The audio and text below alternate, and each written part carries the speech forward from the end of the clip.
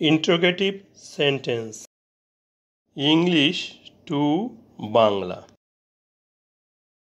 He had a laptop.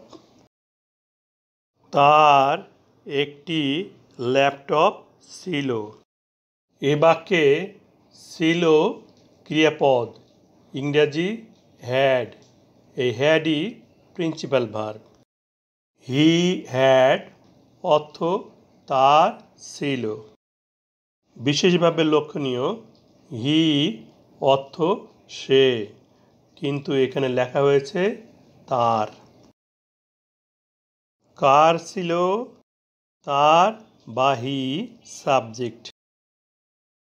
Had ভার্বের ফর্মগুলো দেখে নেই। হ্যাভ বা হ্যাজ অর্থ আছে প্রেজেন্ট টেন্স বা verb one. Had past tense বা verb two. Had past participle বা verb three. Have, has, had এই তিনটি ভার্ব কখনো প্রিন্সিপাল ভার্ব, আবার কখনো অক্সিলারি ভার্ব।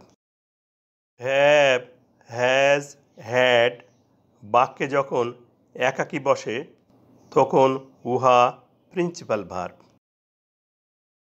আর হ্যাভ, হ্যাজ, হ্যাড বাক্যে যখন অন্য ভার্বের পূর্বে বসে তখন উহা অক্সিলারি ভার্ব। এ বাক্যে হ্যাড ছাড়া কোনো ভার্ব নেই, তাহলে had principal verb, auxiliary verb নয়। সেন্টেন্সটিকে এখন ইন্টিগ্রেটিভ করব।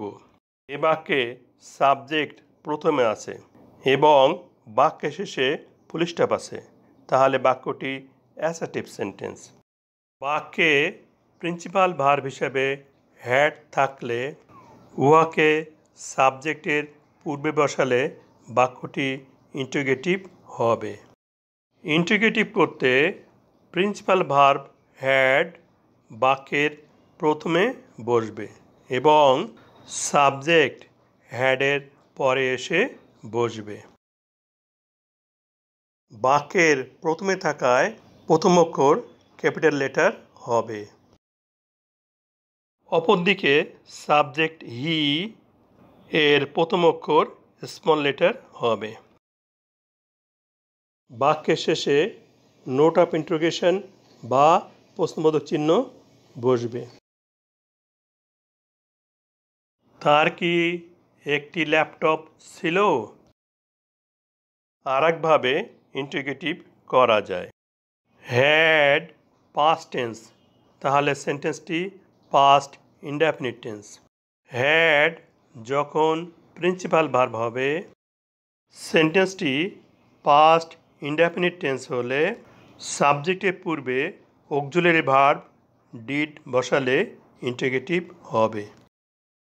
বাক্যে অক্সিলারি ভার্ব ডিড বসায় উহার প্রিন্সিপাল ভার্ব হ্যাড আর পাস্ট টেন্স থাকবে না, উহার প্রেজেন্ট টেন্স হ্যাভ এসে বসবে। হি এর প্রথম অক্ষর স্মল লেটার হবে এবং বাক্যের শেষে নোট অফ ইন্টারোগেশন বা প্রশ্নবোধক চিহ্ন বসবে। তার কি একটি ল্যাপটপ ছিল?